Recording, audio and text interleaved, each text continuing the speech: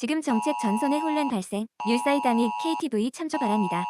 시청자 여러분, 지금 정책 전선에 팩트 경보가 발령됐습니다. 뉴스는 쏟아지는데 무엇이 사실인지 헷갈리신다고요? 걱정하지 마세요. 제가 팩트 확성기로 오보소음을 하나씩 잠재우겠습니다.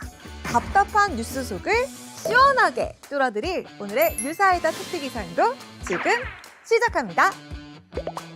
적색경보 발령! 먼저 중동발 경제전선입니다.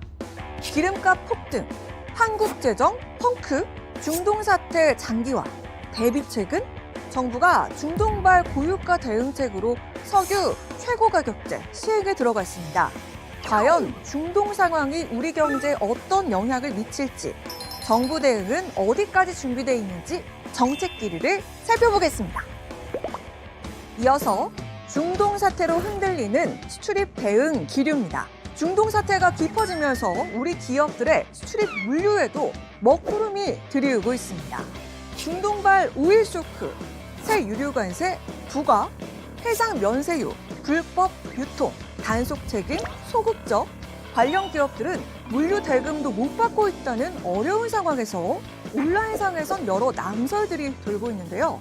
과연 우리 수출입 기업들은 어떤 어려움을 겪고 있는지, 정부는 어떤 지원과 단속에 나서는지 팩트로 확인해 보겠습니다. 시원하다. 마지막은 결혼 비용 부담 위에 부는 정책바람입니다. 좋다. 벌써부터 숲속 상쾌한 바람이 느껴지는데요. 정부가 청년 예비 부부를 위해서 국립공원 숲결혼식 지원 사업을 시작했습니다. 과연 이 정책이 청년 자립에 어떤 도움을 줄 수 있는지, 높아진 결혼 비용 부담에 시원한 해결 바람이 불 수 있을지 꼼꼼하게 확인해 보겠습니다. 지금까지 오보는 걷어내고 팩트는 밝혀주는 뉴사이다 팩트 기상도였습니다.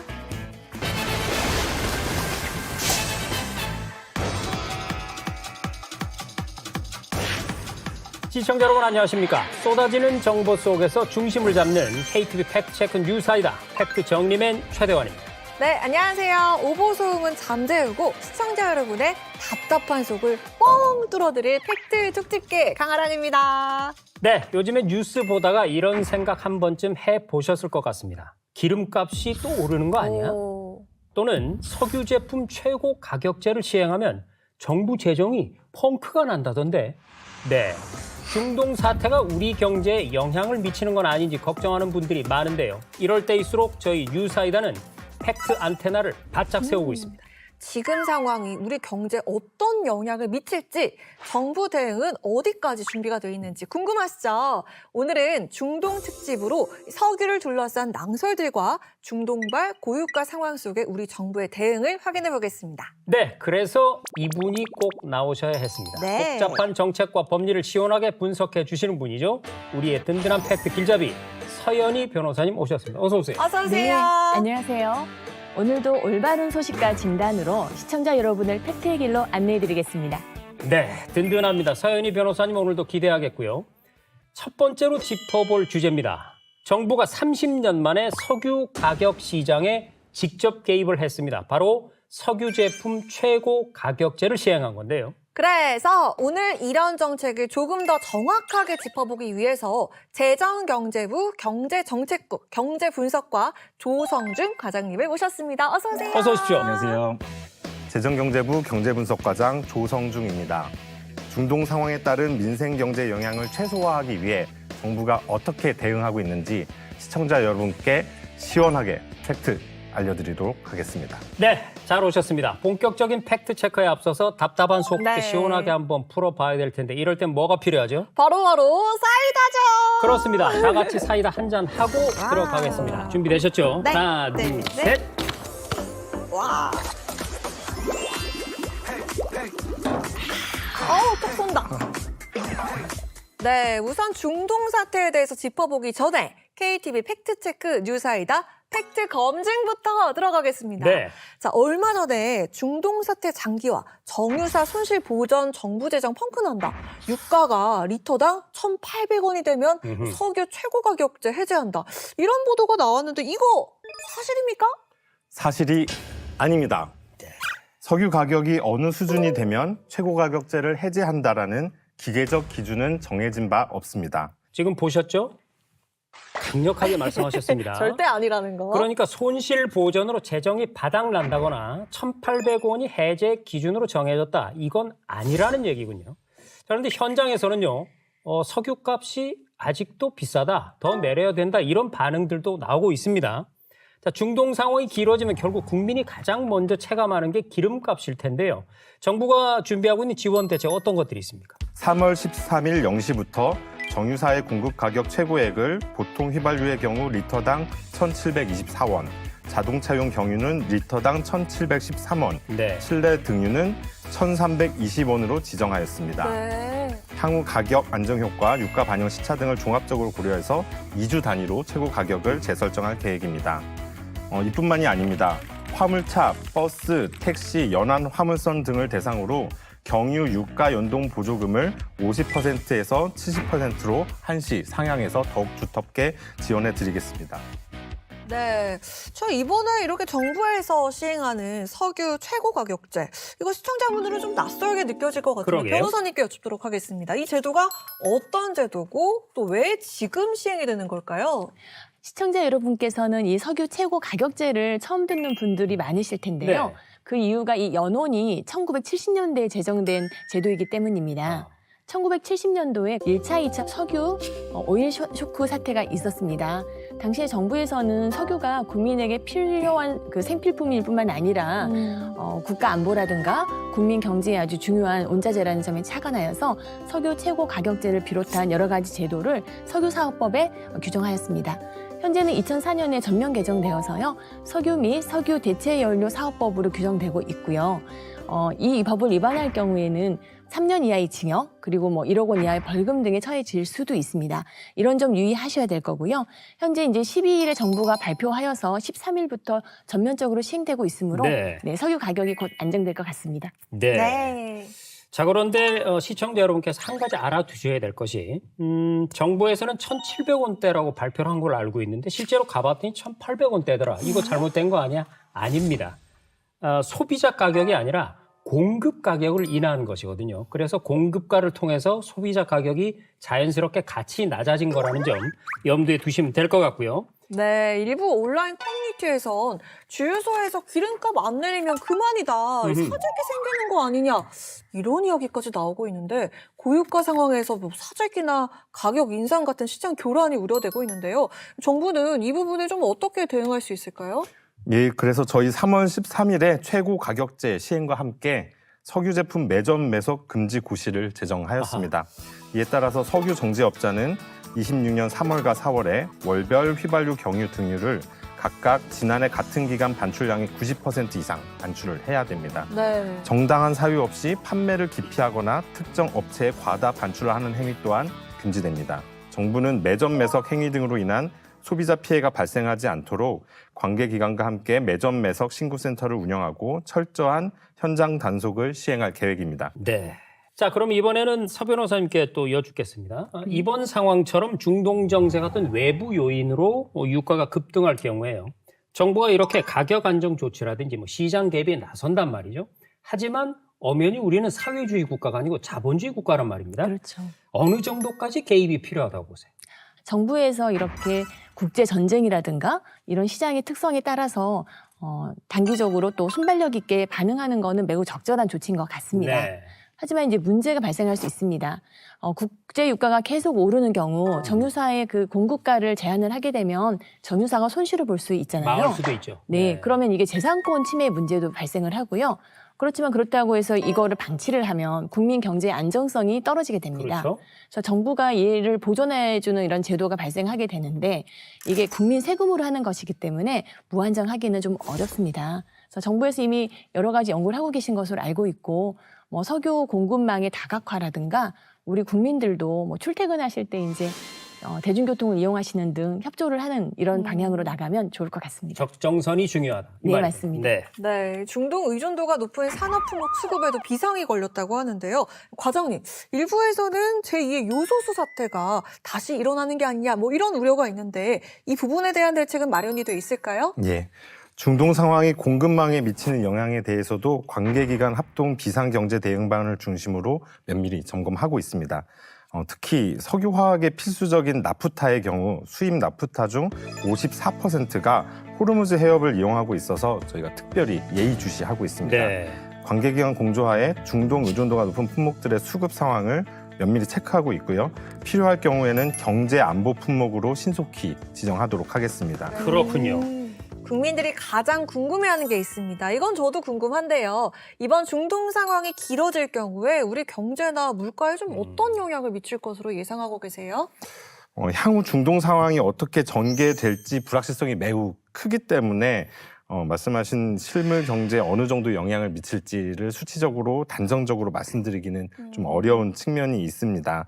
다만 우리 경제는 반도체 등 주력 산업의 펀더멘털이 견조하고 IEA 기준으로 208일분의 비축률을 보유하고 있는 등 위기 대응 능력도 충분히 갖추고 있습니다. 네. 그래서 국민 여러분의 일상적인 경제 생활에 영향을 최소화할 수 있도록 정부가 우리 경제 각 부분을 꼼꼼히 점검하고 빠르게 움직이도록 하겠습니다. 네. 화이팅!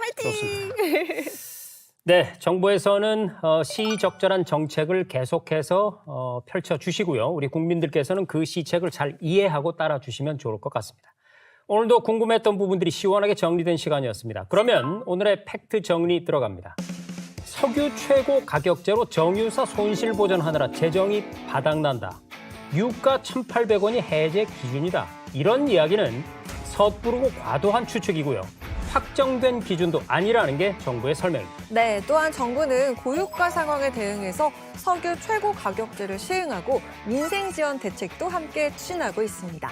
더불어 사재기나 시장 교란 행위에 대해서도 강력하게 대응할 계획이라고 밝혔습니다. 네, 이럴 때일수록 불안한 소문보다 확실한 팩트 확인이 중요할 것 같습니다. 오늘 함께해 주신 재정경제부 조성중 과장님 고맙습니다. 고맙습니다. 감사합니다.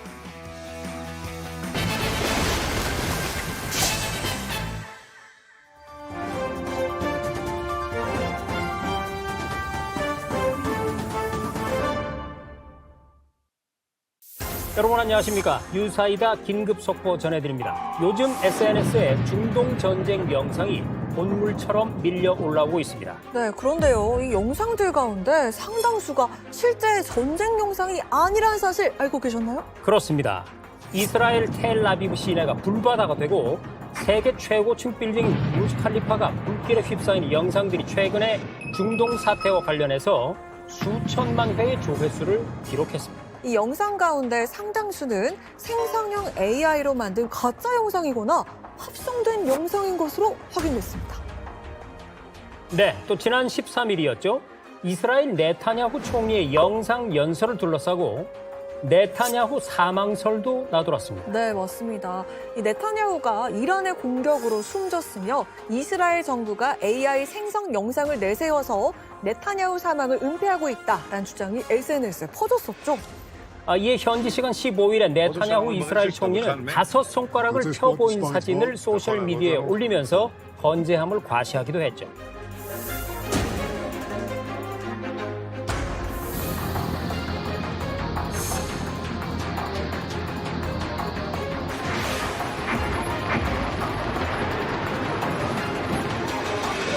네, 영상 보고 오셨는데요. 앞에 영상 여러분들은 어떻게 보셨을까요? 심지어 실제 전투 장면처럼 보였지만 사실은 비디오 게임의 화면이었습니다. 네, 그렇다면 중동 전쟁을 틈타서 왜 이런 가짜 영상이 계속해서 퍼지고 있는 걸까요? SNS에선 조회수와 반응이 많을수록 광고 수익을 얻을 수 있기 때문에 아주 그 자극적인 가짜 영상이 계속 만들어지고 있는 겁니다. 네, SNS에 떠도는 전쟁 영상. 곧바로 믿기보다는 출처와 사실 여부를 한 번 더 확인하는 것이 꼭 필요합니다. 지금까지 KTV 팩트체크 뉴사이다 긴급 속보 전해드렸습니다.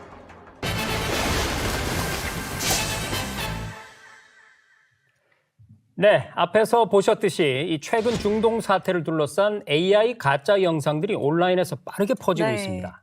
실제 전쟁 장면처럼 보이지만 알고 보면 AI로 만들어진 가짜 영상, 이것도 적지 않다고 하는데요. 사실과 다른 정보가 확산되지 않도록 주의가 필요한 상황입니다. 네, 상황이 상황이니만큼 중동 사태와 관련한 정부 대응 오늘 계속해서 살펴보겠습니다. 자, 본격적인 내용 들어가기 전에요. 강 앵커, 네. 우리 막간 퀴즈 한번 풀어볼까요? 너무 좋습니다. 저는 이렇게 항상 준비가 돼 있거든요. 좋습니다. 문제 들어갑니다. 네. 첫 번째 문제. 중동 원유 운반선이 반드시 지나야 하는 곳은 바로 호르무즈 해협이다. 뭐지?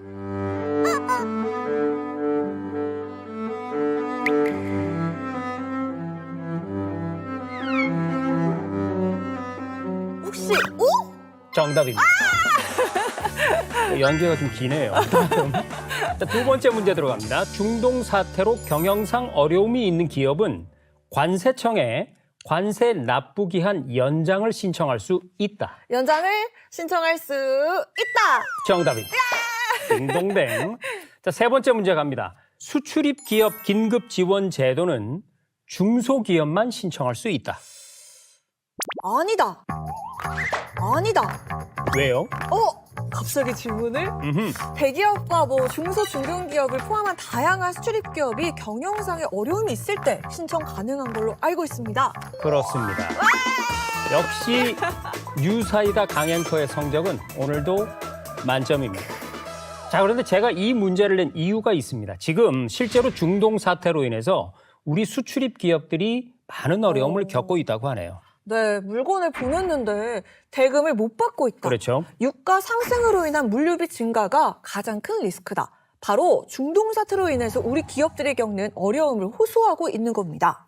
네, 관세청에서 바로 이렇게 피해를 입는 중동 수출입 기업에 대한 긴급 지원에 나섰거든요. 오늘 자세한 내용을 들어보겠습니다. 관세청 세원심사과의 오현진 과장이 나오셨습니다. 과장님 어서 오십시오. 어서 오세요. 안녕하세요. 관세청 세원심사과장 오현진입니다. 중동 상황으로 어려움을 겪고 있는 수출입 기업에 대한 긴급 지원 확실히 설명드리겠습니다. 네. 자, 먼저 팩트 검증부터 들어가도록 하겠습니다. 일부 블로그나 온라인 커뮤니티에서 같은 중동 사태인데 한국은 200원 오르고 일본은 20원만 오른 그 이유는 세금 구조 차이다. 거기에 관세청이 기름값을 정한다. 중동 사태 때문에 새로운 유류세가 붙었다. 아니, 이런 이야기들이 지금 떠들고 있는데 이 주장들, 이거 사실입니까? 사실이 아닙니다. 예, 현재 유류 공급망상 다소 어려움이 있습니다만은 세금 구조가 변경되었다든지 인위적으로 가격이 변경된 것은 아닙니다. 그렇군요. 자, 그럼 이제 변호사님께 한번 여쭤볼게요. 배는 떠났는데 돈을 못 받았다 이런 얘기가 앞서 나왔습니다. 그렇게 되면 기업들의 자금 운용에 문제가 생기지 않을까 싶은데 최악의 경우 부도로도 이어질 수가 있잖아요. 네, 맞습니다. 현재 호르무즈 해협이 사실상 봉쇄된 바람에 중동 지역으로 수출하는 배들이 묶여 있습니다. 네. 따라서 물건은 선적하여 배는 떠났는데 수입 업체에게 물건이 배송되지 않으면 매매 대금을 받을 수 없을 뿐만 아니라 거기에 체류하는 동안의 운송비라든가 채선료 등이 많이 오르고요. 이게 거듭되다 보면은 기업으로서는 물류비용, 그다음에 위약금이라든가 매매 대금을 받지 못하는 상황들이 연쇄적으로 이어가면서 자금 경색에 이르고 심할 경우에는 부도에 이를 수도 있습니다. 걱정이네요. 네. 과장님께 여쭙도록 하겠습니다. 이런 기업들에 대한 지원은 어떤 게 있습니까? 관세 환급 특례법상에 수출 물품의 생산된 원재료에 부과된 관세를 환급해주는 제도가 있습니다. 그래서 중동 상황으로 어려움을 겪고 있는 수출 기업에 대해서는 환급금 신청을 당일 지급하고 별도 심사 없이 즉시 지급하도록 저희가 정책을 마련했습니다. 이 정책에 따라서 일시에 말씀하신 자금 부담을 겪는 기업들에 대해서 좀 큰 도움이 될 것으로 기대하고 있습니다. 그렇군요. 네. 다행입니다. 자, 그리고 시청자 여러분들께서도 잘 알고 계시다시피 우리나라는 원유 수입의 무려 70%를 중동에 의지하고 있습니다. 수출 기업도 어렵지만 중동에서 원유를 들여오는 기업처럼 이 수입 부분도 어려움이 있을 텐데요. 과장님, 이 부분은 어떻습니까? 지금 호르무즈 해협 봉쇄로 그 우회 항로를 이용하거나 아니면 대체 항공편을 이용하는 비용이 네. 많이 크게 증가할 것으로 예상됩니다. 그렇죠. 네. 그래서 이러한 불가피한 수입 운임 증가분을 과세 가격에서 좀 제외토록 하는 지원 지침을 마련 중에 있고요.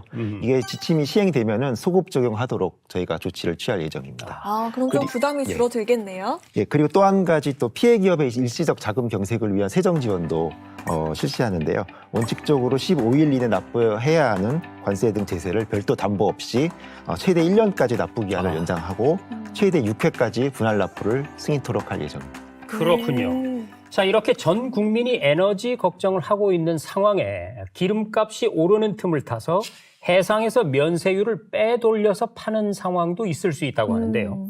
자, 지난 1월의 언론 보도를 보면 잔존유 뒷거래와 관련해서 관세청이 단속에 나서야 하는데 네. 단속을 소홀히 하고 있다, 이런 얘기가 나왔습니다. 과장님, 우선 이게 사실인가요? 과장님, 우선 이게 사실인가요? 저희가 소홀히 하고 있지 않습니다. 네. 아, 작년 한 해 그 선박 연료 공급 업체들이 1,300만 킬로리터의 면세율을 국제무역선에 공급했고요. 아하. 이 중에 총 면세된 금액은 2천억 원에 달합니다. 오. 과거 유가 상승기를 보면은 이런 면세율을 빼돌리는 행위가 많이 적발이 됐는데요. 네. 이런 어려운 시기를 악용해서 부당 이득을 취하는 이런 행위는 심각한 민생 침해 범죄라고 생각하고 저희들이 엄벌에 처할 예정입니다. 네, 그러면 과장님, 해상에서 이 면세율을 빼돌리는 행위가요, 구체적으로 어떤 방식으로 빼돌려져서 유통까지 된다는 얘기인가요? 대표적인 세 가지를 말씀드리면은 네. 네. 급유 업체와 국제무역선이 담합을 해서 유류 일부를 미적재하고 유출한 행위가 있을 수 아하. 있고요. 아, 정말요? 예. 그리고 두 번째는 급유 선박 내에 비밀 창고를 만들어서 별도로 이제 빼돌려서 유출하는 행위가 있고, 다양하네요. 아. 네. 마지막으로는 좀 유류 탱크 용량을 허위 기재해서 적재 허가된 유류를 부정 유출하는 사례들이 과거에 많이 적발되었습니다. 아, 지금 사이다 한잔 하고 싶은데. 네. 아, 지금 속이 너무 답답해서 삐삐삐삐삐. 그렇습니다. 안 됩니다. 아니, 정말 이런 변호사님, 이런 경우에는 이 사람들 엄벌로 정말 다스려야 할 것 같은데 어떻게 혼내줄 수 있을까요? 네, 맞습니다. 이런 경우에는 이미 여러 가지 법률에 의하여 엄하게 처벌하고 있습니다. 이 면세유라고 하는 것은 뭐 농업이나 어업 등 국가가 육성할 필요가 있는 사업에 대해서 세금 혜택을 주는 것인데요. 이렇게 면세유를 포탈하면 단순한 뭐 위반 행위가 아니고 국가 세금을 포탈하는 행위가 됩니다. 그래서 조세범 처벌법에 따라서 3년 이하의 징역이나 또 포탈한 세금의 5배까지 벌금형에 처해질 수가 있고요. 이걸 판매하는 자는 석유사업법에 따른 별도 형사처벌 규정도 있습니다. 네. 여기서 제가 질문을 하나 드려도 될까요? 네. 이렇게 판매하는 사람에 대해서 여러 가지 형사처벌 및 벌금 등이 규정되어 있는데요. 면세율을 산 소비자의 경우는 어떨 것 같으세요? 일단 제가 드는 생각은요, 네. 부정한 어떤 물건은 파는 사람이나 사는 사람이나 다 처벌을 받지 않을까 싶습니다. 같이 혼나야죠. 네, 정답입니다. 네, 저희 하이파이브. 예. 동그라미 들어주세요. 동그라미. 좋습니다. 네. 네, 면세율을 이렇게 파는 판매자뿐만 아니라 이를 구입한 소비자도 이를 소홀히 생각하시면 안 됩니다. 이런 경우에는 조세 특례 제한법에 따라서 본인이 면세한 금액을 모두 환수당할 뿐만 아니라 어허. 내야 될 세금을 내지 않았으므로 지연가산세 40%까지 부과가 되고요. 만약에 이제 이거를 원래 받을 수 있는 사람의 경우에 이렇게 판매를 하거나 하면은 2년 동안 면세율을 받지 못하는 그런 큰 페널티가 있습니다. 정말 면세유는 빼돌리는 행위는 해서도 받아서도 안 되겠습니다. 네. 그렇습니다. 자, 제가 얘기를 들어보니까 굉장히 그 다양한 법, 지능적이고 교묘하게 빼돌리는데 정말 나빴다. 그 좋은 머리를 그런 데 쓰지 마십시오. 네, 나라를 위해 써주십시오. 자, 과장님, 그렇지 않아도 오늘부터 관세청에서 특별 단속에 들어간다, 이렇게 저희가 들었거든요. 이번 단속이 어떻게 진행이 되나요? 예. 오늘부터 4월 30일까지 6주간 특별 단속을 실시합니다. 투입 인력은 전국 15개 세관 공항만에서 500여 명이 투입됩니다. 와. 네. 단속 내용은 선박 연료 공급망 전반을 점검하고 불법 유출, 유통 행위를 집중 단속합니다. 네. 적발 시 과태료 부과는 물론 사안에 따라서 범칙 수사로 전환해서 엄정 처벌할 계획입니다. 네. 네. 이 관세청이 중동 사태로 어려움을 겪는 국내 산업계를 위한 선제적 대응에 나서고 있는데요. 대기업들은 자체적으로 잘 대응하겠지만 중소수출입 기업들은 대응하기가 정말 쉽지 않잖아요. 그렇습니다. 이거 지원을 좀 받으려고 하면 어떻게 하면 좋을까요? 예, 맞습니다. 중소기업들은 다소 어려움이 있을 건데요. 피해 기업들은 전국 세관에 설치된 수출입 기업 지원 센터에 유선과 이메일로 지원을 접수할 수 있습니다. 그러면 센터에서는 그 지원 분야에 맞는 담당 부서를 연결시켜 주고요. 그럼 담당 부서는 피해 내용을 확인해서 지원 요청 사항을 승인하고 지원을 이행하게 됩니다. 네, 잘 알겠습니다. 어려움을 겪고 계신 기업들은 반드시 도움을 청해 주시고요. 혹여 면세유 빼돌리려고 작정하고 계신 분들 계시면 오늘부터 절대로 하면 안 됩니다. 바로 잡혀 들어갑니다. 네. 자, 그럼 오늘 팩트 정리 들어갑니다. 중동 사태로 수출입 기업의 물류 차질과 비용 부담이 늘어난 건 어쩔 수 없는 사실입니다. 네. 하지만 관세 쪽에서 그 어려움을 해소하기 위해서 긴급 지원 제도를 시행하는 것도 사실이죠. 네, 이럴 때일수록 기업들의 노력과 정부의 두터운 지원으로 함께 위기를 헤쳐 나가야겠습니다. 관세청 오현진 과장님, 오늘 말씀 고맙습니다. 고맙습니다.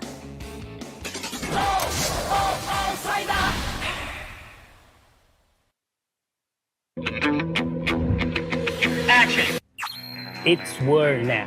이제 전쟁이다. 스페인의 복수를. 깜짝이야. 아니, 전쟁이라뇨. 그리고 지금 갑자기 스페인의 복수를? 때는 1898년 4월 미국과 스페인의 전쟁이 시작된 거지. 그럼 지금 그 미국과 이란의 전쟁 얘기 이게 아니었구나. 그렇습니다. 아유, 다행이다. 19세기 미국이 쿠바와 필리핀을 차지했던 그 전쟁 이야기하신 거잖아요. 그렇습니다. 그런데 그 전쟁은 당시 언론 환경과 긴밀하게 맞물려 있었습니다. 그 시작은 이렇습니다. 1898년 2월 15일 밤에 쿠바 하바나항에서 미국 군함인 메인호가 폭발로 침몰합니다. 그리고 거기 타고 있던 266명의 미군 장병이 모두 사망을 하게 되죠. 266명이나요? 아니 네. 그러면 미국 국민들이 아주 충격에 빠졌을 것 같은데? 당연히 미국 국민들은 큰 충격과 분노에 휩싸였죠. 그런데 신문들이 연일 보도를 쏟아냅니다. 스페인이 미국 장병들을 죽였다고 말이죠. 아니 진짜 스페인이 공격한 거예요? 문제는 바로 거기에 있습니다.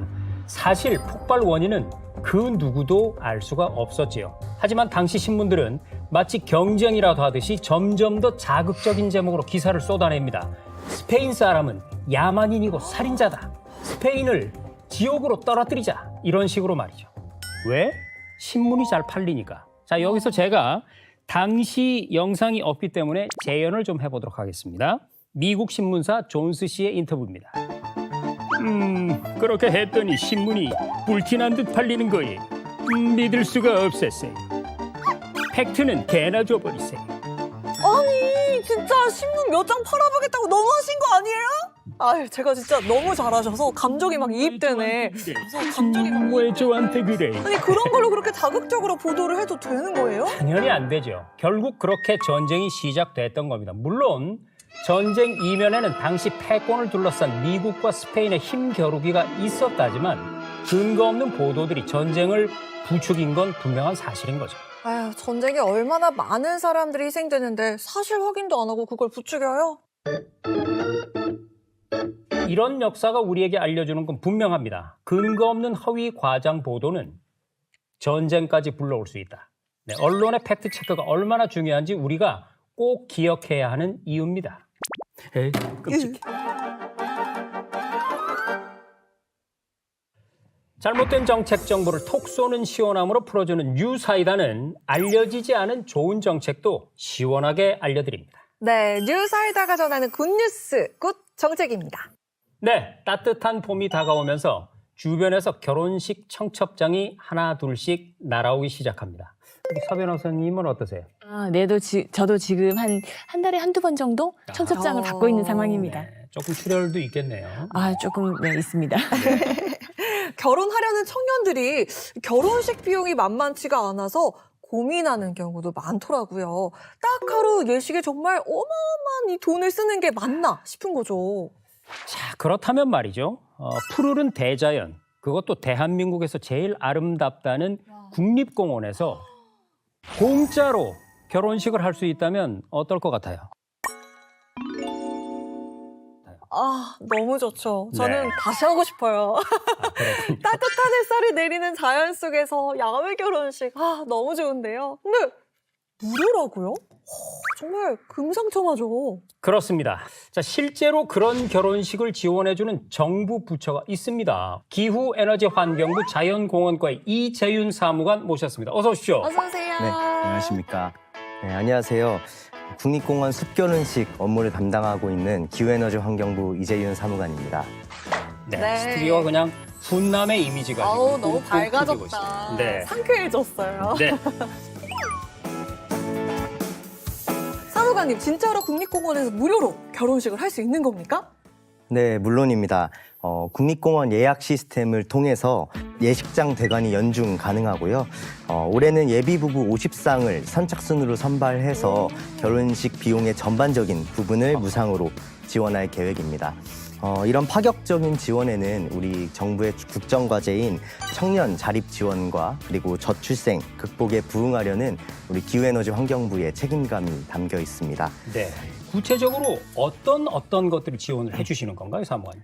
네. 저희는 국립공원에서 예비부부가 복잡한 준비 없이 예식을 치르실 수 있도록 웨딩 패키지를 제공하고 있습니다. 이 웨딩 패키지라고 하면 이제 습결혼식에 선정이 되시면 저희 야외 예식장 제공은 기본이고요. 네. 저희가 선정한 결혼 전문 업체랑 이제 매칭되셔서 아하. 흔히 스드메라고 하는 네. 스튜디오 촬영 그리고 드레스 턱시도 그리고 메이크업까지 전반적인 우와. 네, 그런 옵션을 추가하시게 됩니다. 네. 그리고 또 하객분들이 편하게 오시기 위해서 인근 역에 셔틀버스 운행도 하고 있습니다. 그래서 이제 예비 부부들은 식대와 답례품 그리고 추가 옵션 등의 이런 개인적인 선택 사항만 준비하시면 돼서 아무래도 결혼식 부담이 좀 크게 덜 수 있으실 겁니다. 요즘 그 청년 세대가요 결혼이나 출산을 기피하는 경우가 정말 많은데 그렇습니다. 이 경제적인 이유가 말씀하신 것처럼 정말로 적지가 않습니다. 이런 정책을 통해서라도 결혼식을 좀 비용을 줄일 수 있는 그런 방법들 좀 찾아봐야 되지 않겠습니까? 네, 맞습니다. 2024년 통계청의 조사에 의하면 청년 세대가 결혼을 하지 못하는 큰 이유 중에 하나가 결혼 자금 때문이라고 합니다. 물론 1위는 뭐 구입할 수 있는 집 이런 부분에 대한 자금 부담이지만요. 두 번째가 결혼식 비용이었습니다. 네. 그래서 한 여론조사 결과에 의하면 이 결혼식 비용이 수천만 원에 달하고 이 비용을 이제 결혼하려고자 하는 애비 신혼부부들이 집 구입이나 여행 경비 등으로 쓰고 싶다 이렇게 희망사항을 밝힌 바가 있습니다. 네. 특별히 문제가 되는 게 방금 말씀하신 스드메 비용인데요. 이 불투명한 스드메 가격에 대해서 2025년에 국정기획위원회도 이를 문제로 인식하고 신속 추진 과제로 선정하였고 최근 이렇게 좋은 국립숲공원 결혼식 전체뿐만 아니라 공정거래위원회 등 관계부처가 노력하고 있는 것으로 알고 있습니다. 자, 저는 그리고 이제 누가 그렇다면 이런 지원을 받을 수 있을 것인가? 자, 사무관님, 보통 정부 지원 사업은 이러저러한 자격 요건을 가지고 있는 사람 이렇게 되는 경우들이 많거든요. 네. 저희 같은 경우는 예비부부 중 한 분만이라도 만 19세에서 45세 사이라면 전 국민 누구나 신청이 가능합니다. 그렇군요. 그래요? 예. 그럼 다른 한 명이 60세면 가능한 거예요? 예, 가능합니다. 그 범위 안에만 한 명이 들면? 예, 예. 감사합니다. 물론 전 국민 대상이지만 저희가 전체 50상 중에서 5쌍은 사회배려 대상자를 위해 우선 배정하고 네. 또 국립공원만의 특화된 생태관광 프로그램과 그리고 스튜디오 촬영까지 추가로 지원할 계획입니다. 근데 올해는 도시 접근성 그리고 자연 보전 등의 기준을 가지고 엄선한 11개 국립공원에서 11개. 네, 가능합니다. 날씨에 구애를 받지 않으시도록 탐방원 시설을 활용해서 실내 식장도 갖추고 있습니다. 저 또 궁금한 게 생겼는데 결혼식 전에 별도로 또 웨딩 사진, 결혼 사진 그렇죠. 많이 찍잖아요. 우리 변호사님은 결혼 사진과 관련한 어떤 고민이 좀 없으셨을까요? 오래전 일이긴 하지만 네. 저희 때도 결혼 사진 관련해서 비용이 굉장히 많이 들었습니다. 이런 제도가 진작에 있었더라면 저도 그러게. 굉장히 힘이 됐을 것 같습니다. 그렇습니다. 게다가 이렇게 국립공원처럼 좋은 장소에서 야외 촬영을 할 수 있다면 결혼 사진 고민이 많이 해결될 것 같다는 생각이 네. 듭니다. 결혼식은 예식장에서 하고 웨딩 사진만 국립공원에서 찍고 싶은 사람도 있을 수 있잖아요. 그러게요. 이것도 가능할까요? 예, 물론입니다.